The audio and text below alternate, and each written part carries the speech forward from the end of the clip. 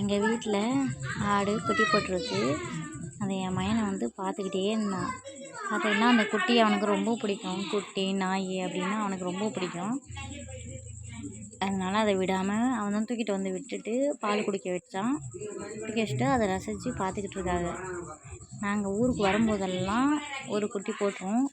அதுவும் என்னென்னா கிடா குட்டி விடாது, பொன்குட்டி தான் போடும்.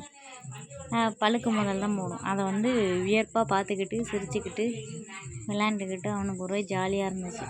அதான் இன்றைக்கி பார்த்துக்கிட்டே இருந்தான். எங்கள் வீட்டில் ஆடு குட்டி போட்டிருக்கு. அதை என் மகனை வந்து பார்த்துக்கிட்டே இருந்தான். பார்த்தீங்கன்னா அந்த குட்டி அவனுக்கு ரொம்ப பிடிக்கும். குட்டி நாய் அப்படின்னா அவனுக்கு ரொம்ப பிடிக்கும்.